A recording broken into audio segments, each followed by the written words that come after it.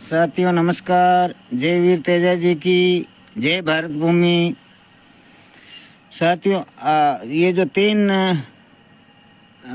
बड़े राज्य और चौथा वो छोटा राज्य, ये चार राज्यों के जो चुनाव हुए हैं, पांच राज्यों के चुनाव हुए हैं, इसके बाद में जो परिणाम आया उसके बाद में लगातार ये सवाल उठ रहे हैं कि भारतीय जनता पार्टी ईवीएम से चुनाव जीतती है। ये आवाज़ इससे पहले भी बहुत बार उठी थी कि भाई बीजेपी है वो ईवीएम का दुरुपयोग करती है और ईवीएम की वजह से ये चुनाव जीत रही है। तो ऐसा नहीं है कि ये मतलब भारतीय जनता पार्टी के सत्ता में रहते हुए जो विपक्ष है वो बौखलाहट के अंदर ये ईवीएम पर सवाल उठा रहा है। ये इससे पहले भी सवाल उठे। सबसे पहले ईवीएम पर अंगुली उठाने वाले भारतीय जनता पार्टी के लोग ही थे। 2009 के अंदर जब यूपीए की सरकार बनी थी केंद्र में, तब सबसे पहले ईवीएम के खिलाफ हाय तौबा मचाने वाले भारतीय जनता पार्टी के लोग थे। और तब इन्होंने ये साबित किया था कि ईवीएम से कांग्रेस की सरकार बनी है, यूपीए की सरकार केंद्र में बनी है। उस समय जीवी नरसिंहा राव जो भारतीय जनता पार्टी के राष्ट्रीय महासचिव थे, उन्होंने एक किताब लिखी थी ईवीएम पर, ईवीएम से कैसे चुनाव जीतते हैं, उस पर किताब लिखी थी और जिसकी भूमिका लिखी थी लाल कृष्ण आडवाणी जी ने। तो कहने का मतलब ईवीएम पर सवाल सिर्फ अभी नहीं उठ रहे हैं, ईवीएम पर सवाल 2009-10 से भारतीय जनता पार्टी उठाती आ रही है। अब भारतीय जनता पार्टी के हाथ में ईवीएम, इसलिए ये कहती है कि भाई ईवीएम से कुछ भी गलत नहीं होता, ईवीएम सब सही है। तो मैं कोई ईवीएम को गलत नहीं बता रहा हूँ, नहीं, मैं तो जो चर्चा हो रही है उस पर बात कर रहा हूँ कि भाई ईवीएम कैसे हो सकती है या नहीं हो सकती है, इस पर बात करने। तो जो अभी जो चुनाव हुए हैं उस चुनाव के अंदर मध्य प्रदेश के अंदर ईवीएम पर सवाल तब उठे जब मध्य प्रदेश के अंदर जो डाक मतपत्र मिले थे, उन डाक मतपत्रों में 230 विधानसभा में से 199 विधानसभाओं में डाक मतपत्रों में कांग्रेस आगे थी और कांग्रेस को 57% मत मिले। जब कांग्रेस को ईवीएम से पढ़े लिखे लोग जो सरकारी सेवा में हैं वो बैलेट पेपर से वोट देते हैं, उसमें कांग्रेस जीत रही है, 57% मत मिल रहे हैं और फिर ईवीएम के माध्यम से भारतीय जनता पार्टी को प्रचंड बहुमत मिलता है। तो भाई जब इतने कर्मचारियों ने दिया तो लोगों का रुझान तो वही था कांग्रेस की तरफ, फिर उनके घर वाले भी होंगे, फिर प्रदेश में माहौल इतना तगड़ा था कि कांग्रेस को पूर्ण बहुमत, क्या 2/3 बहुमत सीटें आने की संभावना थी और सारे एग्जिट पोल यही बता रहे थे, सिवाय एक एग्जिट पोल को छोड़ करके।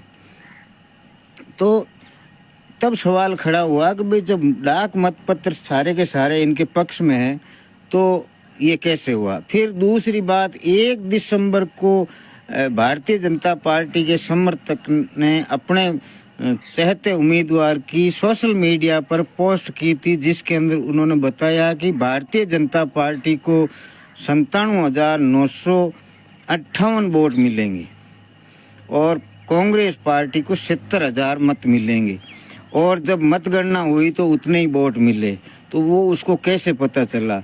तीसरी बात, उत्तर प्रदेश में जब चुनाव हुए थे तो भारतीय जनता पार्टी के 5 उम्मीदवारों के 82,812, 82,812, 82,812, 5 उम्मीदवारों को एक ही मत मिले, इतने बराबर सबके।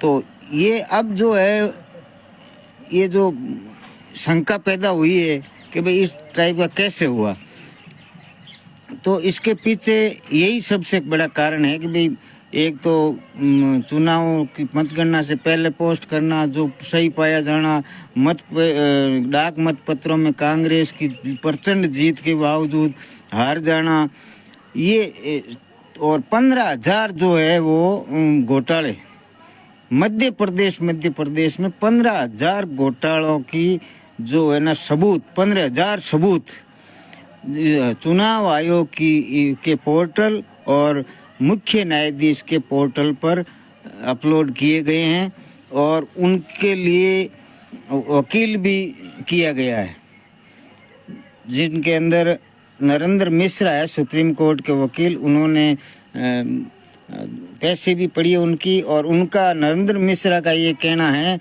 कि अगर supreme court chief justice Chandrachud ने अगर सही निर्णय दिया तो इन तीनों राज्यों में चुनाव दोबारा होंगे, ऐसा उनका मानना है।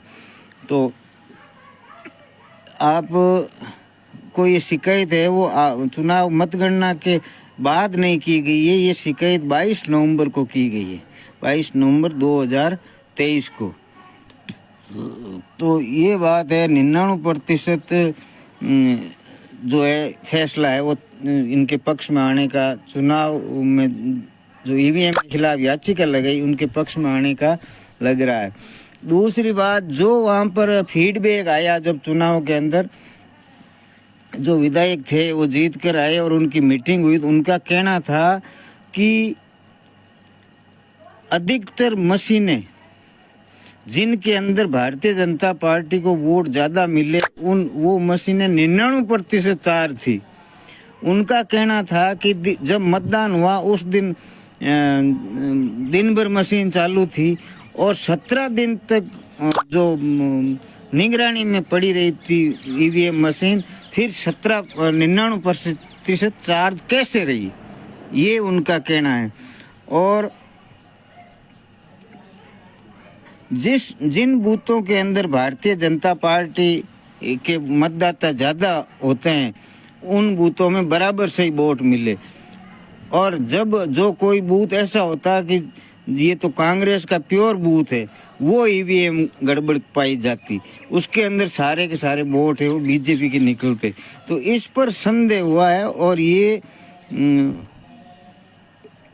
उनका जो विधायक जो जीत कर आए उनका कहना है कि भाई इन्होंने 20,000 मत प्रत्येक ईवीएम में सेट किए थे, 20,000 मत बीजेपी के अलग एक्स्ट्रा, और उनको जो कुल मतदान पड़े थे उनका वो हिसाब मिला करके, और कांग्रेस बीजेपी के जो प्रत्याशी थे उनके 20,000 जोड़ दिए थे ताकि कांग्रेस, अब उसमें 20,000 में कोई जीत गया कोई हार भी गया। ऐसी स्थिति में 20,000 जहाँ 5-10 हजार की हार जीत होती है वहाँ पर 20,000 मायने रखते हैं, और यही कारण है कि उनको बीजेपी को मध्य प्रदेश में प्रचंड बहुमत मिला। छत्तीसगढ़ में भी बहुमत मिला, क्यों वहाँ पर भी गड़बड़ी की आशंका जताई जा रही। तो ये है मेरा, तो ये जो चर्चा चल रही उसके बारे में मेरा ये कहना है कि भाई इसमें कुछ न कुछ गड़बड़ है। फिर भारतीय जनता पार्टी के जो बड़े नेता है उनका इनके स्टेटमेंट है कई जगह, जैसे 15 अगस्त 2024 को लाल किले से मैं ही भाषण दूंगा, प्रधानमंत्री ने ये कहा। तो प्रधानमंत्री को किस बात की गारंटी है, किस बात की गारंटी? इनको गारंटी है तो फिर कर्नाटक में क्यों नहीं जीते? आपके जो दक्षिण में तमिलनाडु है, केरल है, वहाँ क्यों नहीं जीतते? कुछ न कुछ इनको है कि भाई हम जीत कर आएंगे।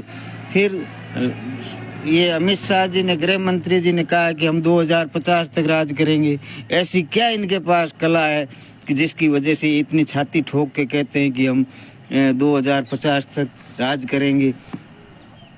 तो ये एक सीट एग्जिट पोल है ना, वो भी इसको माहौल बनाने में कामयाबी है इनकी। और मध्य प्रदेश के अंदर जो चुनाव हुआ उसमें न सिर्फ ईवीएम, इसके अलावा जो है ना ईवीएम, एग्जिट पोल और प्रशासन तीनों ने मिलकर के ये रोल अदा किया।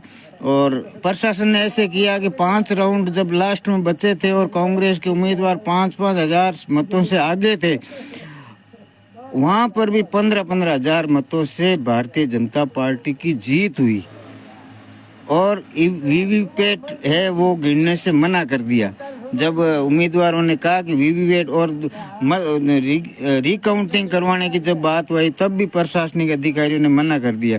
तो कुल मिला के जो ईवीएम पर जो सवालिया निशान खड़े हो रहे हैं, चुनाव आयोग का ये दायित्व बनता है कि लोकतंत्र को जिंदा रखने के लिए जो जनता की मांग है वो उनको क्लियर करना चाहिए कि भाई ईवीएम वास्तव में गड़बड़ होती है नहीं होती है। जब ईवीएम बनी थी उस समय टेक्नोलॉजी इतनी हाई नहीं थी, उस समय हो सकता है ईवीएम सही हो, लेकिन आज टेक्नोलॉजी इतनी हाई है कि आप कुछ भी कर सकते हो। जब हम चांद पर यान छोड़ते हैं जाता है तो यान नीचे बैठे बैठे उसकी में खराबी को ठीक कर लेते हैं।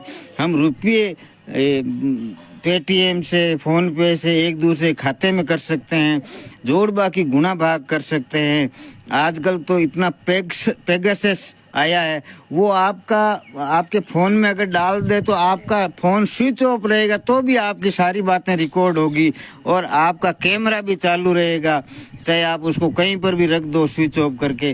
तो ये टेक्नोलॉजी आई, इंटेलिजेंट आर्टिफिशियल जो आया है, जो आपकी आवाज़ एक बार आवाज़ आपकी ले ली तो आप कहीं पर भी जाओ आपकी आवाज़ में कोई भी बोलेगा वो आपकी आवाज़ नजर आएगी। तो आज जो टेक्नोलॉजी है वो इतनी हाई है कि कुछ भी हो सकता है। अगर लोकतंत्र को बचाए रखना है तो इस ईवीएम को हटा करके और बैलेट पेपर से चुनाव कराने में ही भलाई है, और वरना लोकतंत्र का मजाक उड़ा रहे हैं लोग। विदेशों के अंदर जिन्होंने ईवीएम बनाई है वो आज भी बैलेट पेपर से चुनाव करवा रहे हैं, और जिस भारत ने ईवीएम दूर से देशों से खरीदी है वो ईवीएम से चुनाव करवा रहे हैं। तो इसमें लोगों की जो शंका है उस शंका को चुनाव आयोग को दूर करना चाहिए, ऐसा मेरा मानना है। मेरे जो ध्यान में जो बातें थी वो मैंने आपको बताई है, और ये बातें आपको कैसी लगी। मैं चाहता हूं कि लोकतंत्र को बचाए रखने के लिए बैलेट पेपर से चुनाव होने चाहिए 2024 के। इतनी बात कह करके मैं मेरी वाणी को विराम देता हूं। जय हिंद, जय भारत, नमस्कार।